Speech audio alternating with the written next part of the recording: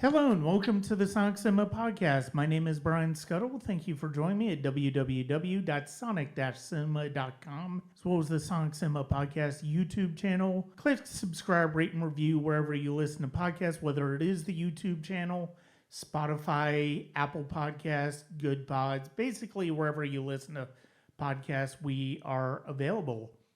You can also check us out at patreon.com/Sonic Cinema. There you will get early access reviews to some reviews that are going to be on the website. You are going to get stuff like Leaving the Collection, Life Soundtrack coming up.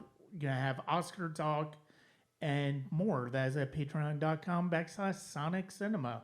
So this is going to be the last episode of the Sonic Cinema podcast for 2024.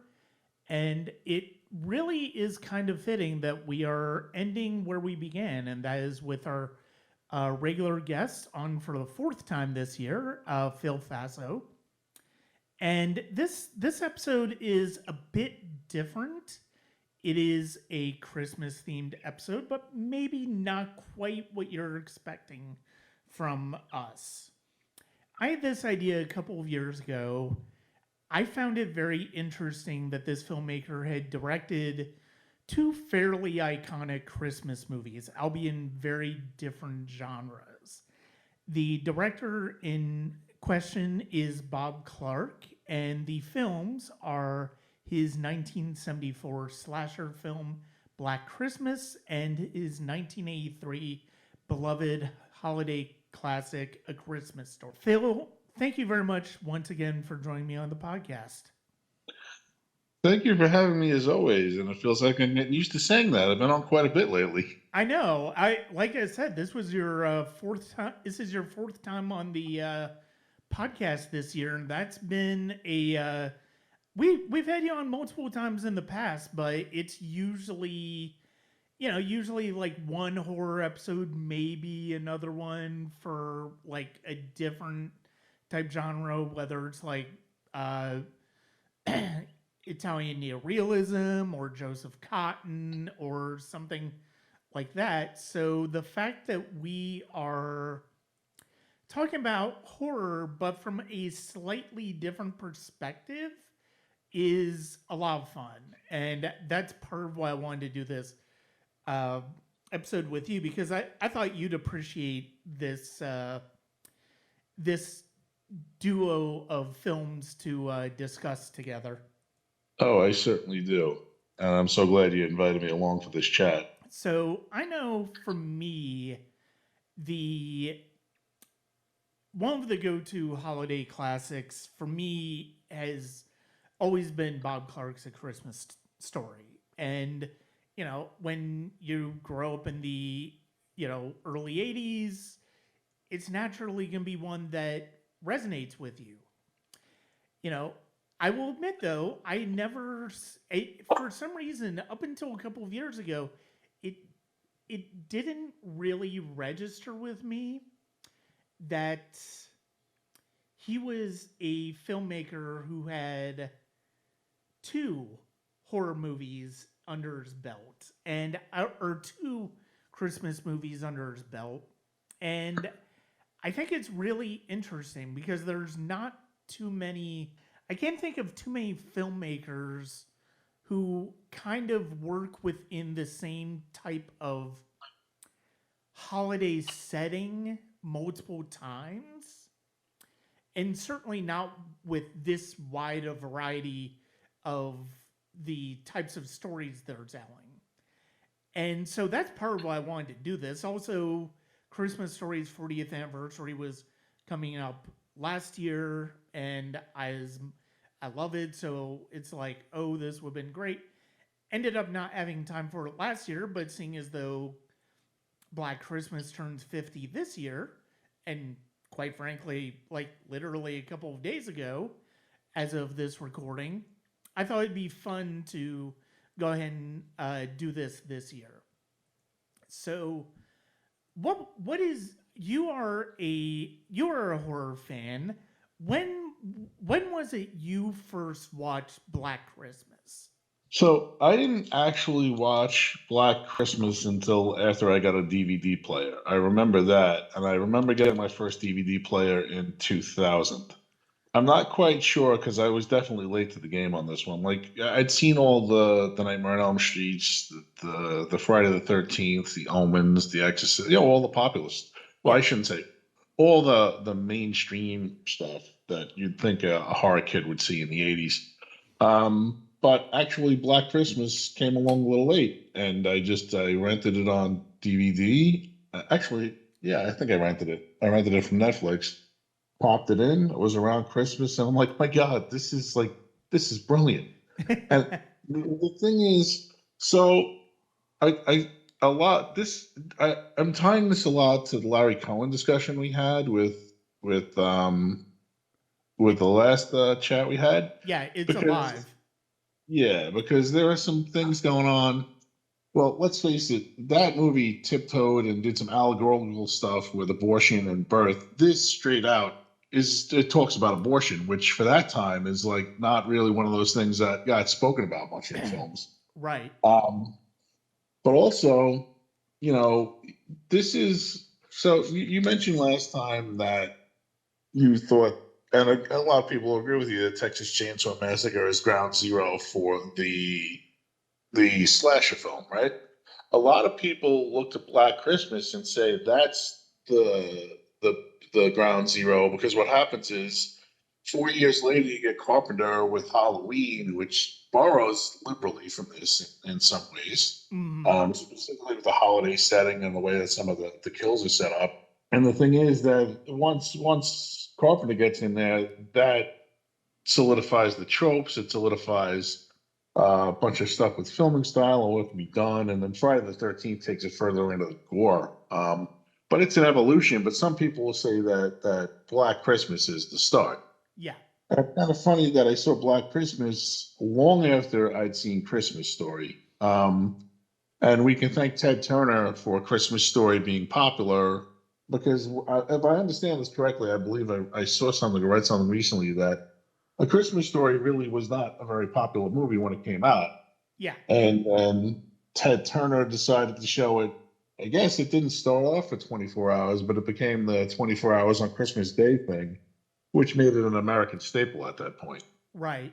Well, and and it's interesting because of the fact that and I know I listened to 80s All Over the podcast, and they talked about Christmas Story, and it really, and one of the things that I find so interesting about this, I feel like it's kind of, I feel like to a certain extent, like a lot of the holiday classics that we know and love just didn't really weren't instant classics. Like I know nowadays we kind of look to some movies being beloved right off the bat, but I think with holiday movies it takes a few years for that appreciation to really uh, get off the ground.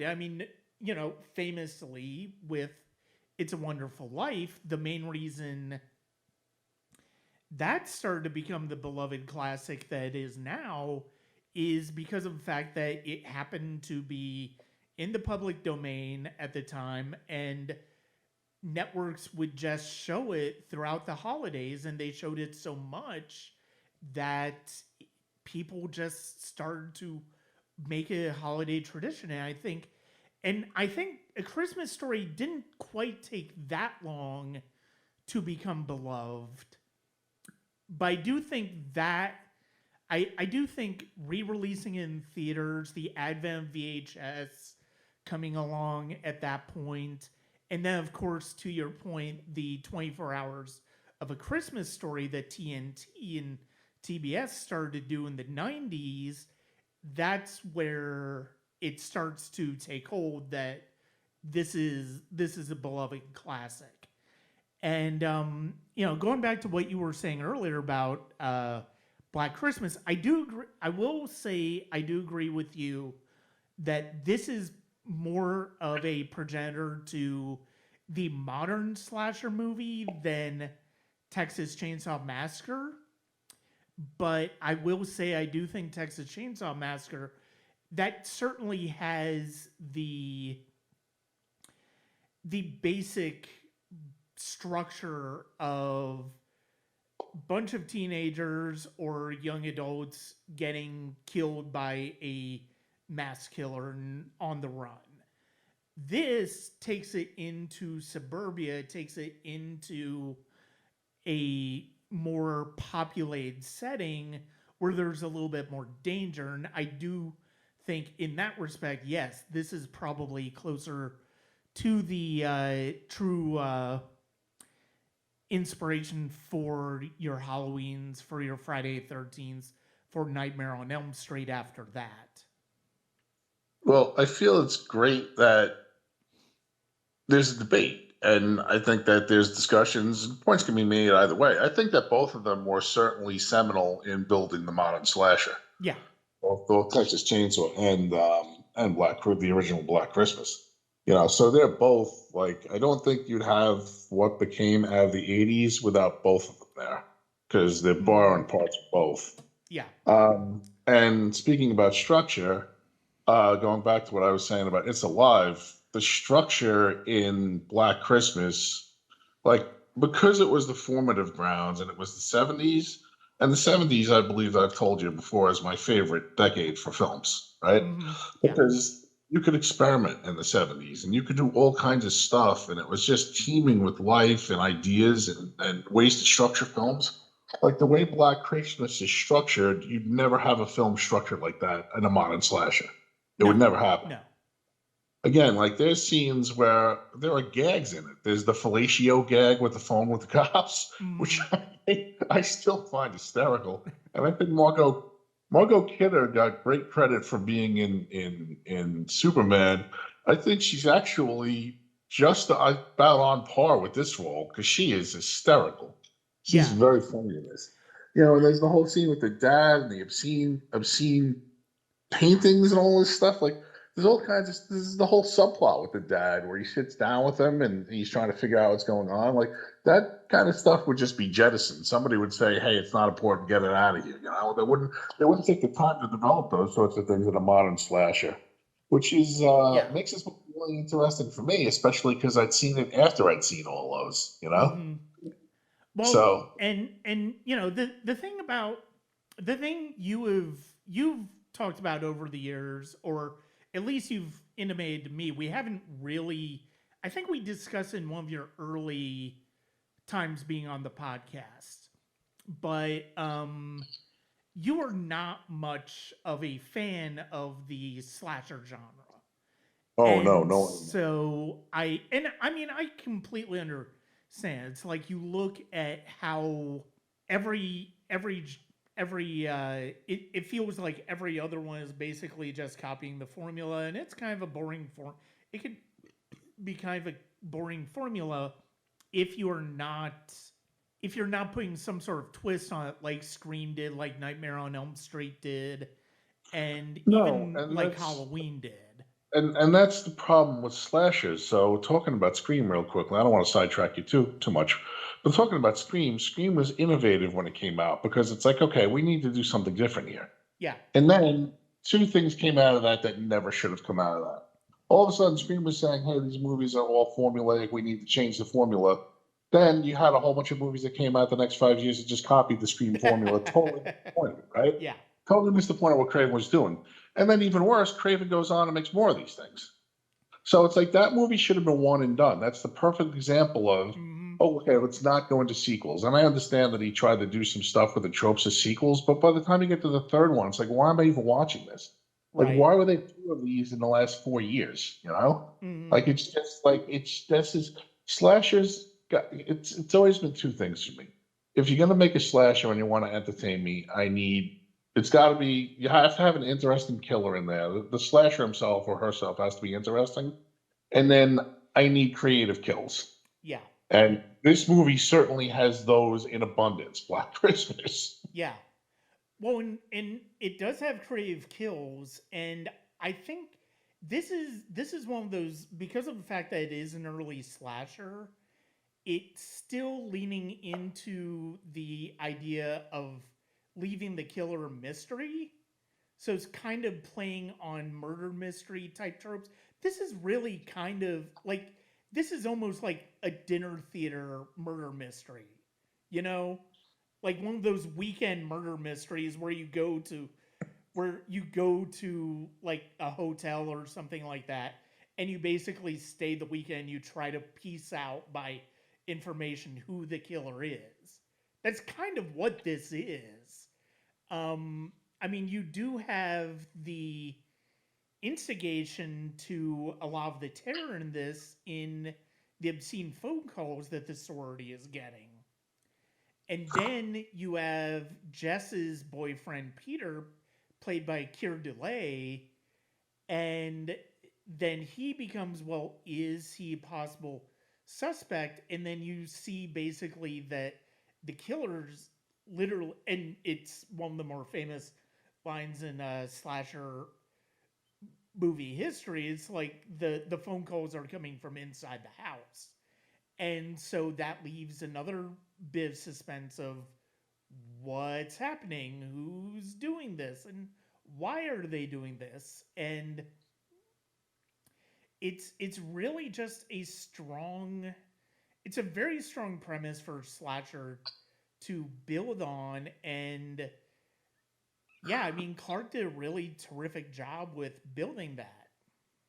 Yes, he did. See, one of the things that this movie has that a lot of slashers don't have for me is tension. You can cut the tension with a chainsaw in this movie, Brian. That's how Yeah. thick it is. And the way that scenes are set up, the way that's constructed, the way that it's built up. I mean, the very fact that within the first few minutes you have a girl get killed in the attic. she's got she's got a plastic bag over her head, and he puts her in a rocking chair, and she's there for the rest of the movie. We know that as an audience. The characters have no idea. They're just Right. taking this obscene phone call. They're all getting ready to go home. One of them disappears. What's going on here? But we know that in the back of our minds that the entire movie there's a dead body in the attic, Mm-hmm. literally looming over everything in the house. Yeah. It's brilliantly set up. It's very well put together. And Um, and I know one of the things that I appreciate in this film is, you know, we're so used to filmmaker, with a slasher, you basically have to use visuals to create a certain atmosphere. And one of the things that I love in this film is the way that Clark uses the Christmas setting, not only just to create a look for a horror movie that we'd never really seen before, but also the way he shoots Christmas, and this is true in A Christmas Story as well, is just wonderful. Like, he really is capable of bringing out the joy of us looking at Christmas decorations, Christmas lights, but in this movie, just turning, to your point, turning that screw just a little bit to one side or the other, to where suddenly that lighting has an ominous tension to it.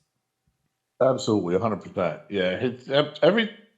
I don't normally say this about a film, and I know people might knock the pacing, especially if they're younger people who haven't experienced what it's like to take time and develop things in a movie. Mm, Well, Marvel movies, and you get these movies. It seems like everything wants to be 2 hours long today, yeah. and that's not 2 hours long because we're developing that something. That's 2 hours long because they want to hammer you with action scene after action scene a lot of the times, right? Mm, So the thing here is that this movie takes its time to develop stuff, but it's brilliant the way it does it because if you look at the Jason films, all right, you go out in the woods, there's all kinds of nasty stuff out there. There's snakes, there's bears, there's porcupines, there's poison ivy, whatever, right? yeah. But there are inherent horrors out there, which leads into, hey, you know what? Perfect place for a slasher. Okay, this is not that. This is a bunch of sorority girls hanging out, getting ready to go home the next day. They're doing a present exchange, and there's a Christmas tree and lights, and it's lit like. And again, it brings me right back to my childhood in the '80s, around the Christmas tree, waking up Christmas morning, have mom put on lights, and all that was. It comes back to me every time I watch this movie because you take that very American, very homey, very comfortable holiday setting, and then you turn it on its ear with these phone calls to Yeah, start. yeah. Yep. No, absolutely. And one of the things I mentioned to you in chat was I thought it was interesting how the beginning of this, during the opening credits of this movie, Bob Clark uses Silent Night over the establishing shot of the sorority house. And then Yeah. in the last moments when the mother and father are around the Christmas tree late at night on Christmas Day and the Christmas lights are on display, he's also playing Silent Night. And I wonder how much of that was a deliberate. I can't imagine that that wasn't a deliberate choice on his part to sort of connect, bookend these two very different Christmas tales with not only one of the most beloved and iconic Christmas carols of all time, but using it in one case to establish the holiday and another one to bring down the release of the tension of what that holiday brought. Yeah, 100%. And I think that the thing is that Bob Clark was a really smart director, and his early career it's so interesting because I don't think there's ever been a career like it. He starts off making these low budget horror movies and made Children Shouldn't Play with Dead Things, which is very talky and doesn't get really going till last 15 minutes. But Alan Ormsby's in it and he's incredibly fun. And some of the stuff that goes on there is just so wacky. Then he makes Death Dream, which is more of it's a zombie thing, but it's really a one character. It's a character piece about Vietnam and coming home from Vietnam. And that gets into some bloody stuff at the end. But then beyond this, he makes a Sherlock Holmes story with Christopher Plummer and James Mason as Holmes and Watson. He makes a he makes he makes the first two Porky's films. Yeah. Like he was just able to, and it's funny because he was in that sweet spot where he was able to be really good at whatever he did for you mentioned Rhinestone the other night. Not my favorite Stone flick. I'd say anything pre Rhinestone, he was excellent at doing that because he was Yeah. able to go and jump in and out of genres, in and out of the way he filmed, in and out of locations. And you look at Children Shouldn't Play with Dead Things. You take that and match it up against Porky's, and match Porky's up against the Sherlock Holmes film. None of this. You would look at this and go, how is one guy able to do all this? And it all comes out really well. Yeah. Um, so by the time he gets to 74 and he makes this, like, I don't know if he realized how seminal and how important this flick was going to be 50 years later. Oh yeah. Because this is certainly a crown. And to have this crowning achievement and then go on, what? How many years? What year did was it 82 that A Christmas Story came out? I think it was 83. 83. 83. So a decade later, he's creating another seminal film, Yeah. that lives on 41 years later. And it's kind of funny that HBO Max has it on streaming for free. You Mm-hmm. can watch it there. You could set it on loop, I guess, and watch it for 24 hours. But even with that, I know that even though you can get it on all the streaming services, that it's still going to be on TBS for 24 hours this year. Yeah. Like it always Exactly. is. Yeah. So if you want to sit through the commercial breaks and you want to put it on in the background and just leave it on while you're spending time with your family, opening presents is there for you. Well, and And that's that's the kind of comfort. well, that's the thing.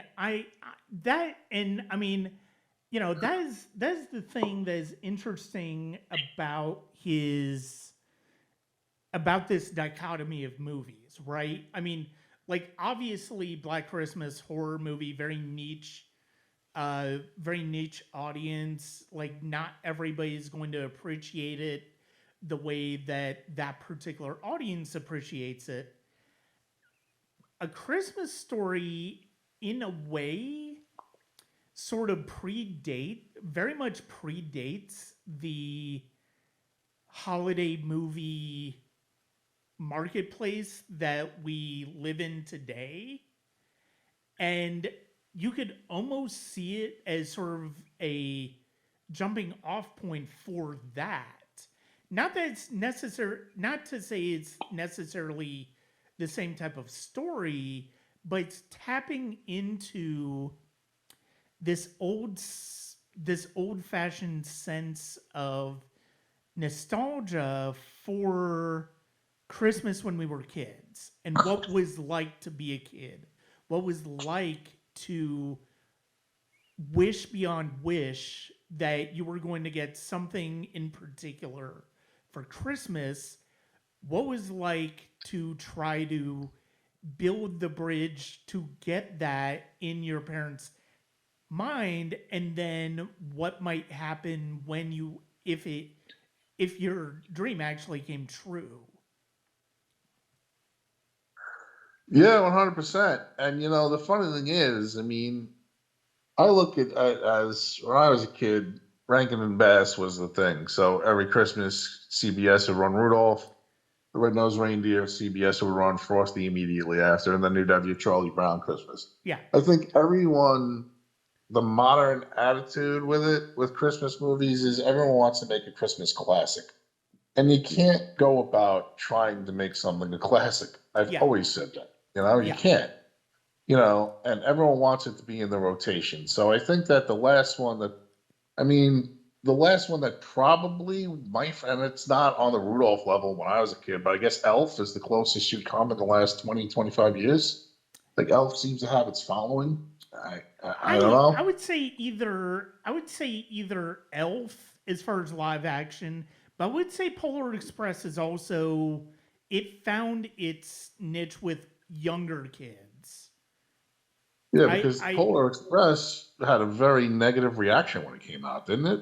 It's been a while, but Yeah, and it yeah, kind of did because of the fact that it was that beginning of the uh it was the beginning of that type of type of CGI, right? CG Yeah, animation that was also performance capture, and so you had the characters basically the blank hollow eyes of the main characters. It was hard to really get emotions through those those performances. So yeah, I mean, I think Elf and Polar Express are probably like the last two that are like very bona fide holiday classics. But I mean, I know the next year was Family Stone, which I know a lot of people really like. I know I'm a fan of that one.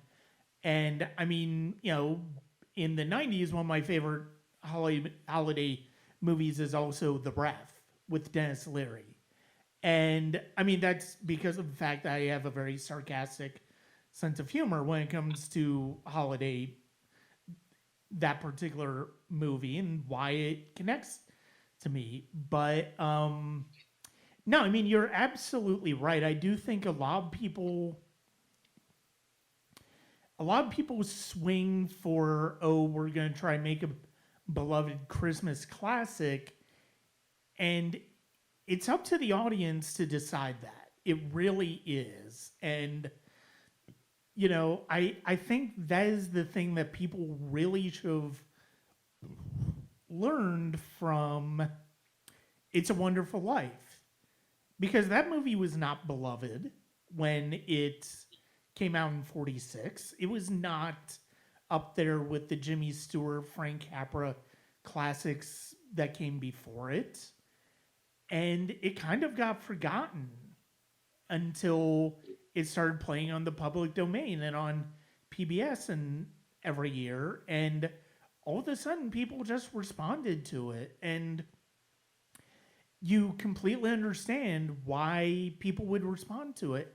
And I completely understand why people respond to A Christmas Story as well, because it's a lot of the same reasons I do as well.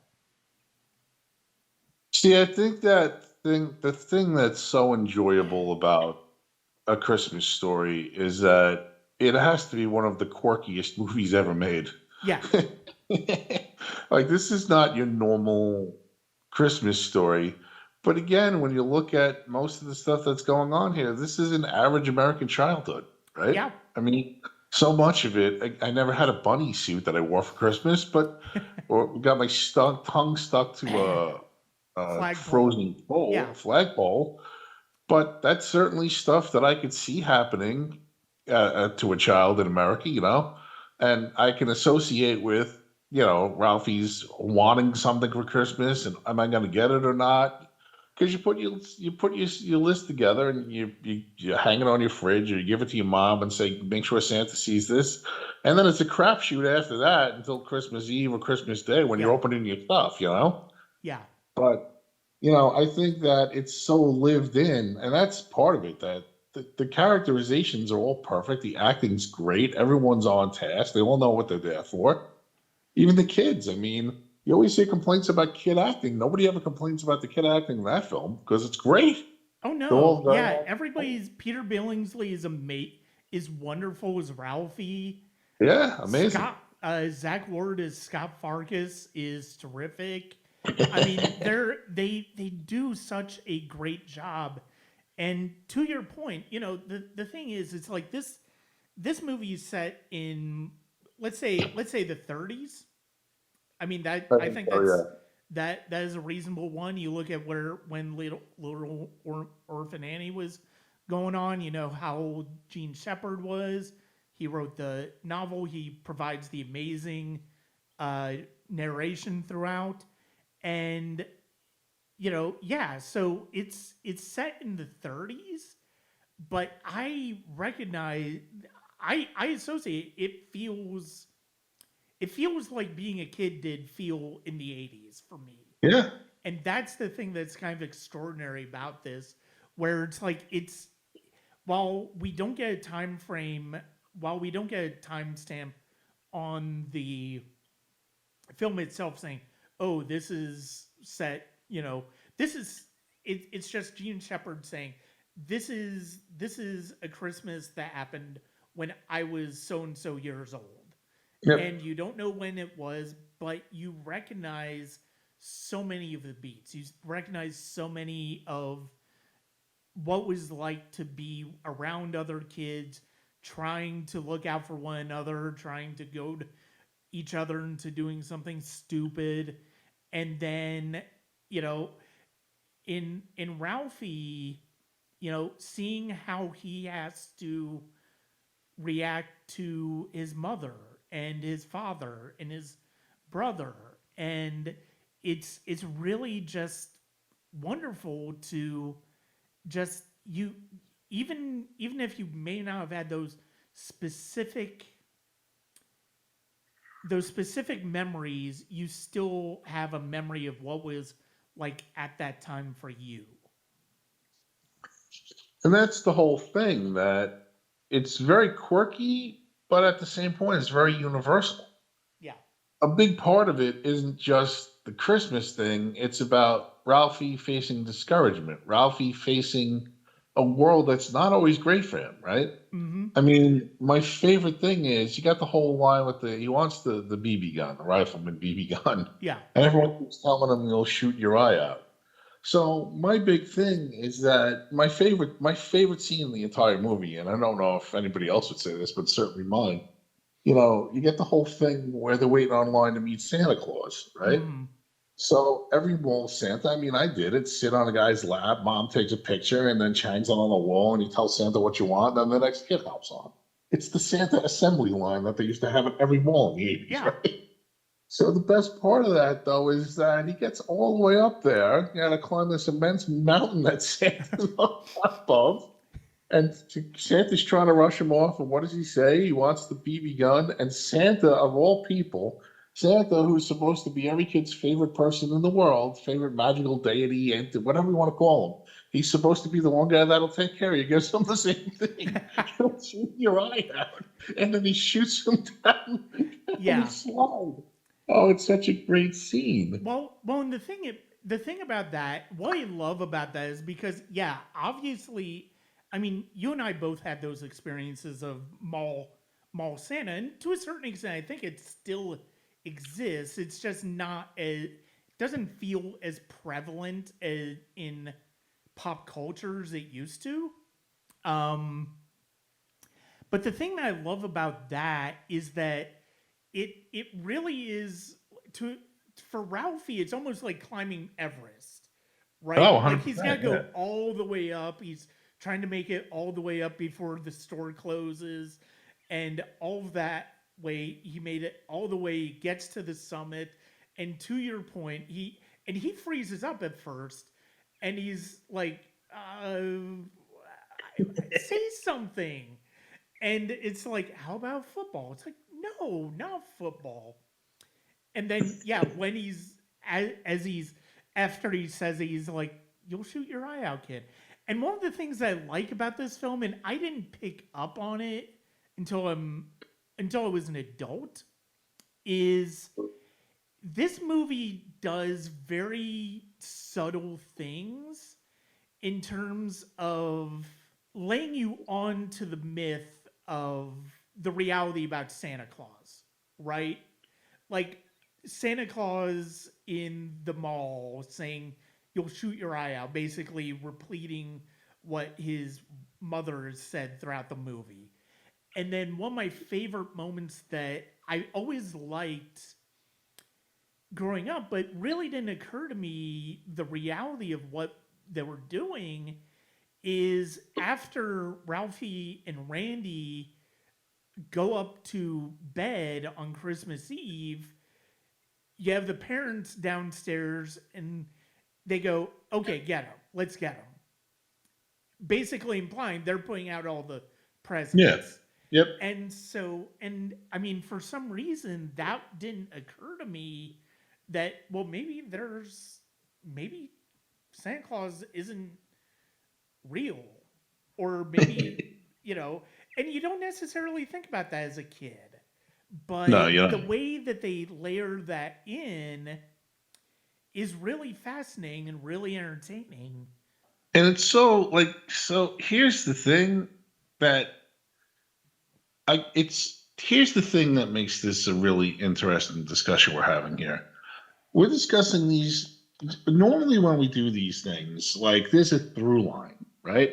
Mm, So I'm able to talk about some stuff that's going on in the last three movies we discussed when we did the 74, right? yeah, Here we're talking about two movies set in the same holiday period by the same director, and I'm not drawing those through lines other than the setting right now, right? I yeah, mean, it's fascinating because you could look at these two movies, and if you didn't know about filmmaking, didn't know who Bob Clark was, you could totally believe that these were by two different directors and not even know the difference, yeah, right?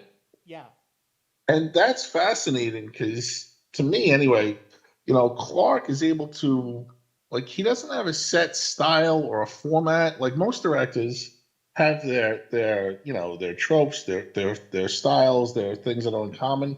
He was able to pretty much, for a period there, just morph into whatever he needed to morph into for the project, which is right. really interesting because and it's not like he's a schlock director. Like I really believe that he believed in every project he made. I think there's a lot of love in A Christmas Story, and I believe that here's a guy who creating fear and tension and horror, and you got to be invested in a movie as a director to do that. There's Yeah, no schlock work going on here. But I'm looking at these films, a couple days ago when you told me we were going to set up for today, and I'm like, I like I'm trying to find commonalities, and I'm like, I'm not seeing them, yeah, because it's so far off, and that's a testament to Clark to what Clark was able to do. Because a lot of unless you're like a Spielberg, a lot of directors don't have hit after hit. Like a lot of directors have that one big movie they made, and it changes. Maybe it changes the genre or something. He did that twice. Yeah. which it's great. It's fascinating, because not many direct at a decade apart and different genres, and he stuck them in the same Christmas setting. It's like I don't even understand how he was able to do that. Like, because these are two great films here that we're looking at. Well, and I think it is a credit to him that he is able to that he was able to find what he was interested in doing with both of these stories and make make them feel very personal in a way. Yes. And I mean, with Black Christmas, I mean, I think there is something very interesting about the way he portrays the relationship between Jess and Peter, who are basically nominally the main characters in that movie, and it's their relationship that causes a lot of the tension in Black Christmas. And then in Christmas Story, you have the way that he creates. If there's one sort of through line between these movies, is that I like that he plays a little bit with genre in his own way in A Christmas Story, because of the fact that this is because let's face it, Ralphie's journey in A Christmas Story is almost like a child's worst nightmare when it comes to Christmas, right? Yeah, Like 100%. you have an absolute passion. You have to get this one thing, and you're trying to maneuver your parents, your teachers, Santa, to try to go ahead and let you have this thing, even though really what they're suggesting could happen is not an unreasonable fear. Like it really isn't. And I mean, it's fascinating to look at this now and think about modern gun culture. Like, is there like it's hard to believe that if a kid said they wanted a BB gun, they wouldn't get it from their parents more than likely. But No, you can today's also understand exactly why at least the mother, played by Melinda Dillon, is hesitant. no, in today's culture, it's likely that if a 10-year-old asks for a BB gun, his parents will buy him an AK-47. Yeah. So, yeah, and it's again part of it. And I totally understand what you're saying. That the mother. See, here's the thing. One of the great things about Christmas stories is it's told from Ralphie's perspective, Yeah. right? Very Yeah. clearly. He's got a narrator's voice. That narrator is the guy who wrote the book that it's based on. It's based on incidents from Yep. his life, clearly from Ralphie's point of view. But I agree with what you're saying as well that, hey, listen, you're giving a 9-year-old or a 10-year-old a BB gun. I had a BB gun when I was a kid upstate, used to. I don't know what. I mean, you can't really do much with a BB gun, but again, my parents were. We used to have my grandmother and grandfather had a farm upstate. My parents were very clear about gun safety. It wasn't like, hey, here's a BB gun, go nuts in the Yeah. backyard. Exactly. Nothing like Yeah. that. Yeah. Um, but his parents' expectations and his mother's fears are certainly realistic. And let's face it, the parents are one of the greatest parts of this movie and why it works so well, Oh yeah. especially Darren McGavin. Yeah. The woman who plays the mother has to play it straight, so she's got the less glorious role, but the two of them together do an amazing job playing the parents in this movie. Here's what I love about the dynamics with Darren McGavin and Melinda Dillon in this. You're absolutely right.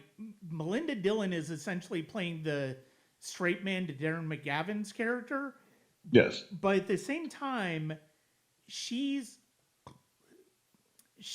also playing a bit of a goofball with the kids, like especially Randy. And the moment where she's trying to get him to eat in the beginning, and she's like, "What? How's the biggie go?" And it's just wonderful. It's this wonderful touch as far as how a mother would would react to their kids, and this is all very believable, and that's part of why these characters resonate with us so much, is because I mean we can see people in our lives as those characters. Like we can, even if they don't obviously do the exact same thing that the characters do, we can remember moments where our parents behave the same way the parents here do, or friends daring each other to do something, or having to deal with bullies, and having to deal with teachers trying to kiss up to teachers and stuff like that.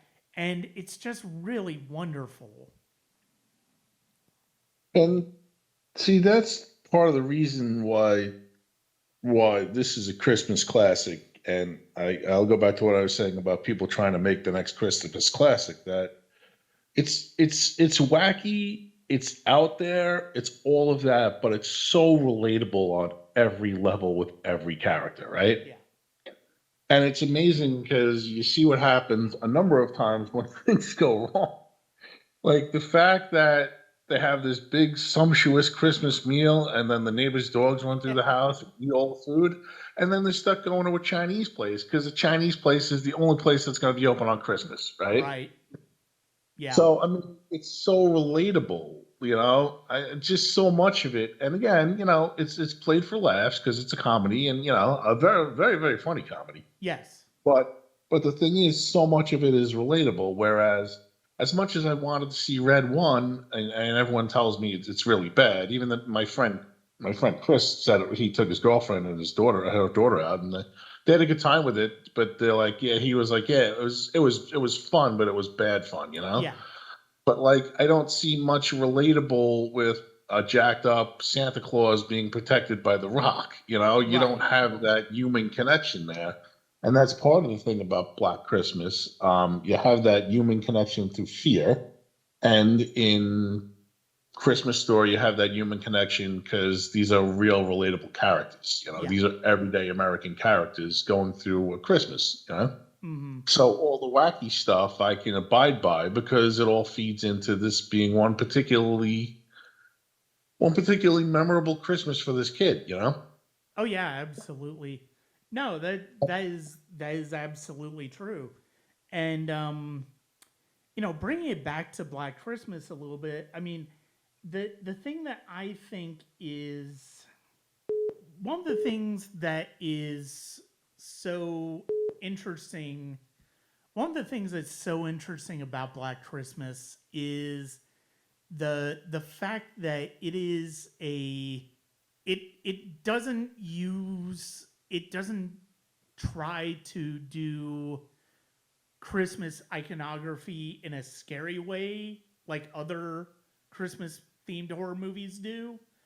And I like that's just the setting, but that setting is all you need in order for this to be terrifying. No, Billy's not stabbing anybody with a candy cane through the eyeball. Yeah. Yeah. And part of the thing is that it's so funny because obviously Black Christmas established horror classic. Obviously, A Christmas Story established Christmas classic. Everyone who's touched those two things after that has gone so far off, and the attempts have been wild swings, and none of them have become anything that's, for the most part, even watchable. I mean, there are other stories about that family based on the Gene Shepard writings that never made it big. Yeah. The sequel, which came out a couple years ago, it's a very Christmas story. I don't know what it is. I don't remember, but it brings back Peter Billingsley. Yeah. I watched it, and a lot of it was, hey, here's the greatest hits and how he deals with them as an adult, right? And Scott Farkas is in it, shows up. There's all kinds of interesting little pieces in there, but I'm like, did this really need to be made? Yeah, it was fun, but am I going to go back to it ever again? Maybe not. Mm-hmm. And then they had the They've made several sequels to this thing, direct sequels that took place during Christmas, and then there are a bunch of these stories made from Gene Shepard's work that no one even knows about. Yeah. No one's even heard of for the most part because they're not in Bob Clark's hands. And Right. then if you look at the two attempts at making a Black Christmas sequel, I actually enjoy the 2004 one because it's absolute trash. It's like brilliant trash because it's just it's everything that Bob Clark didn't do is what Glenn Morgan does in that film, Mm, like the aforementioned candy cane through the eyeball, that type stuff. And then, but it's garbage. And then you get to the 2019 one, the one from, I don't want to talk about that. No one wants to talk about that film, Brian. So I'll go that route. I won't say anything about it because it's just not, it's not even worth a watch. yeah. But that's what happens when you take a director who has a vision and talent, and then you try to spread that to other people who don't understand why Black Christmas or the Christmas story worked in the first place. Hmm. And it's kind of fascinating that with several attempts here to reinvigorate both of these, one way or the other, either Black Christmas or Christmas Story, none of them have worked. Nobody Right. really can. Huh? Well, Which, and I mean, I think with both of them, they're really, it's really lightning in bottle. I mean, you just 100%. are not going to be able to replicate that same magic. I mean, yes, the characters. Now, I mean, I will say one of the things that's been interesting, talking about another Christmas classic is Christmas Vacation.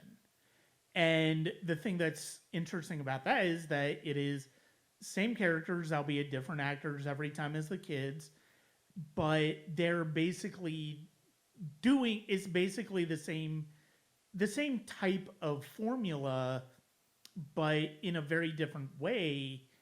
And but it's also tapping into the realities and the anxieties of Christmas.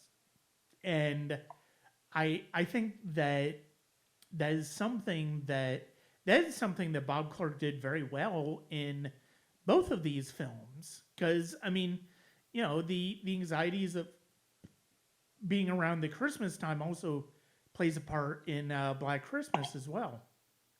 but there's also the very real, and we touched on it earlier, there's the very real world anxiety of a guy gets his girlfriend pregnant in college, right?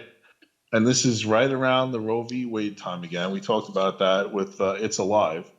And there's the very first off, I'm looking at Jess and Peter. I'm like, why were these two ever together? They don't seem like they'd be a good couple at Yeah. all, right? He is so into his like he's like, hey, I can't talk about you being pregnant right now because I have my piano recital coming up. That's going to be my, my in, right? Right. Whereas she's like, hey, I don't care about your life and career. I care about the fact that we're going to have a kid. Like these two are on opposite ends, right? Yeah. And the fact that that's planted in here, and like, I remember one of the weird things about Friday the 13th is that one of the girls in Friday the 13th, one of the victims there, is she's pregnant. She's there with a boyfriend. Mm, She mentions this at the beginning, and I don't think they ever mention it again because everyone just becomes slasher fodder because that's right. what happened. Here it becomes an actual story point.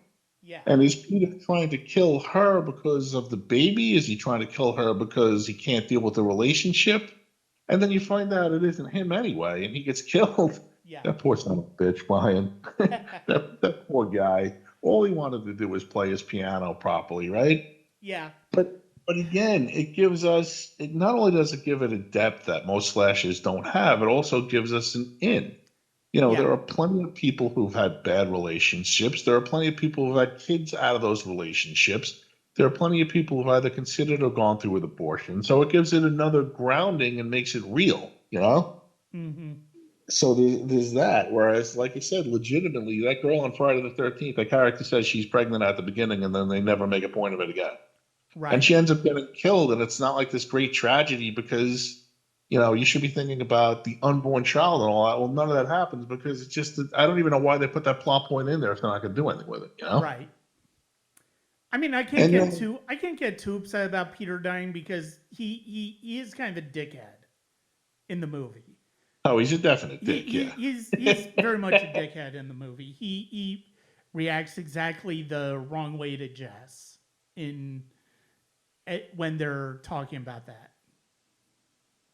And then it's like, well, maybe Hal knew something. Maybe Hal 3000 knew something about it beforehand.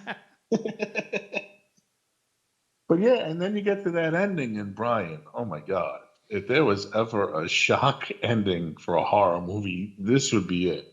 So, as you mentioned earlier, and it's kind of funny when you look at movies years and years later, because by the time I finally saw this in 2000, 2001, whatever it was, sometime in the early 2000s, I'd already known about the whole trope about, the calls coming from within the house, right? Yeah, And by the time I got to that, cell phones were prevalent. So someone calling you from a cell phone within the house, it wouldn't be a big deal. But back in the 70s, the whole thing is that having two phone lines in a house was like unheard of pretty much. You had to be like super rich or whatever. right, So this the phone calls from inside the house. So Peter dies and you think, okay, well maybe this is over, but it's not over because he's not Billy. Billy's still there.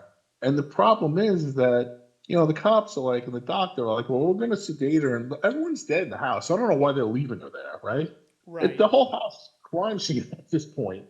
Put her up in a hotel somewhere, have her stay in a friend's dorm room. But then you get the pullback, and it's like, oh my God, not only is Billy in the house, but that poor sorority girl still in that rocking chair with that bag over her head. This girl is now sedate, and if Billy decides to do anything, she can't do anything to defend herself. Like, this is a crazy ending, Brian. Yeah, Maybe not as crazy as Texas Chainsaw was, because we discussed that ending. But again, this is not a normal movie ending. This is like way out there, oh Brian. yeah, yeah. It's taking swings, and I kind of applaud those swings because it's like I've mentioned this to you before. So George Romero's big thing with horror movies, like everyone's like, you have so many downer endings, and George Romero always said, well, why upset the apple cart with a horror movie if you're going to restore the apple cart and have all the apples in by the end? Right. You kind of like want to leave people with that sensation that, oh no, this is not a good thing that happened here. And every time I watch that movie and get that, it literally gives me the chills. No Yeah. pun intended, because it's a Christmas movie. But yeah, that is a frightening ending. And, it takes some wild swings, and I got to applaud Clark for going with them. Hmm. Oh no, absolutely. Yeah. No, absolutely. And no, I love the swings that this movie takes. I think it is.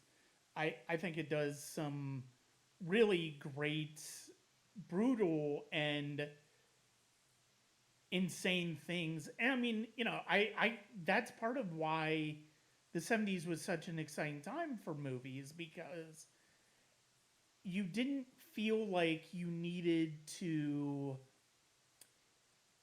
play it safe with the audience.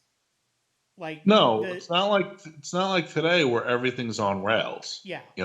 Everything's got to be on those rails because we don't want to risk screwing up this IP or showing an audience a structure they might not be familiar with. Don't want to actually challenge the audience. But back then in the 70s, you could do all sorts of that stuff.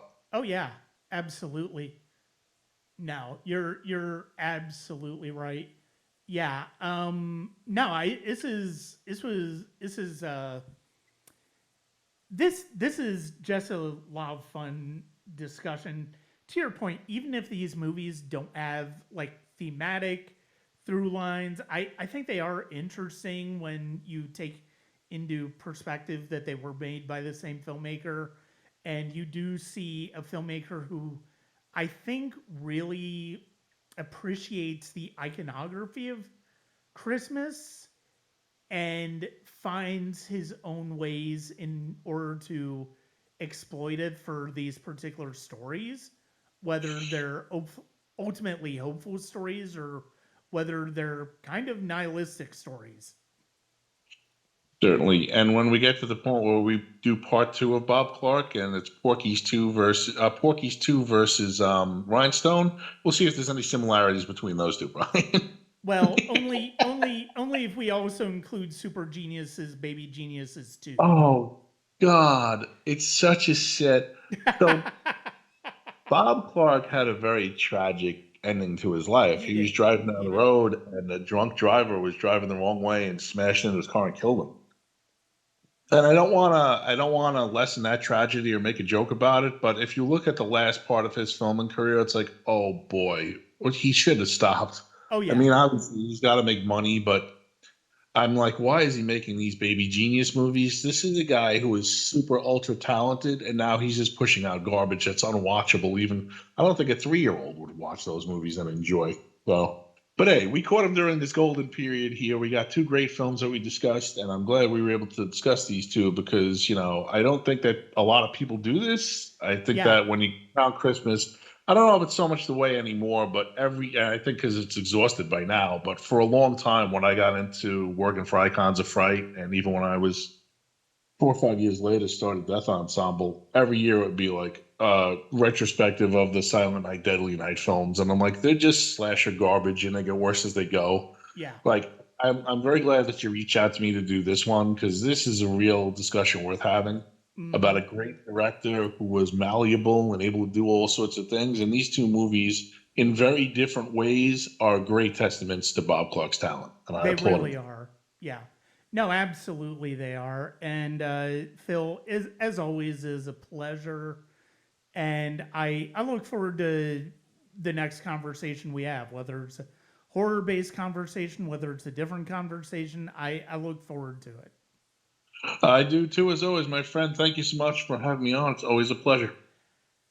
I want to thank Phil for joining me once again on the Sonic Cinema podcast. It is always a pleasure to talk to him. And that is going to wrap up the Sonic Cinema podcast for 2024. Technically speaking, this is our 10th year because the first couple of episodes did come out in 2015. 2025 is already shaping up to be a fairly interesting year. I might have some.